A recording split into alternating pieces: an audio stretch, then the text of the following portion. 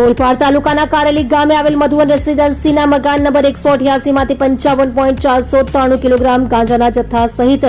કુલ રૂપિયા 30,34,420 ના મુદ્દામાલ સાથે 4 આરોપીઓને ઝડપી પાડતી સુરત ગ્રામ્ય એસઓજી પોલીસ મહેરબાન પોલીસ મહાનિરીક્ષક સાહેબ શ્રી પ્રેમવીરસિંહ સાહેબ સુરત વિભાગ સુરત નાઓ તરફથી સુરત ગ્રામ્ય જિલ્લામાં નાર્કોટિક્સની બધીને નેસ્ત નાબૂદ કરવા માટે અને નાર્કોટિક્સના વધુમાં વધુ કેસો શોધી કાઢવા માટે સૂચના આપવામાં આવેલ તથા પોલીસ અધિક્ષક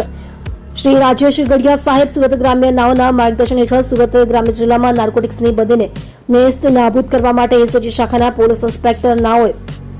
આઈ stand strong against drugs campaign હેઠળ કામગીરી કરવા સૂચના આપવામાં આવેલ છે. અનુસંધાને એસઓજી શાખાના પોલીસ ઇન્સ્પેક્ટર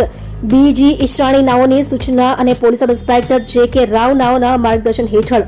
એસઓજી શાખાના માણસોની ટીમો પાડીને ચોક્કસ દિશામાં વર્કઆઉટ કરતા ગઈ તારીખ 23/2/2026 ના રોજ એસઓજી શાખાના એએસઆઈ જગદીશભાઈ કામરાજભાઈ તથા હેડ કોન્સ્ટેબલ પ્રકાશભાઈ વાલજીભાઈ નાઓને ખાનગી રાહે મળેલ બાતમી હકીકતના આધારે મોજે કારેલી ગામે આવેલ મધુવન રેસીડેન્સીના મકાન નંબર 188 માં તહોના ઘરેથી ઓલપાડ સુરત ખાતેથી 4 ઇસમોને ગેરકાયદેસર રીતે અને વગર પાસ પરમિટના માદક પદાર્થ ગાંજાના જથ્થા સાથે પકડી પાડેલ છે.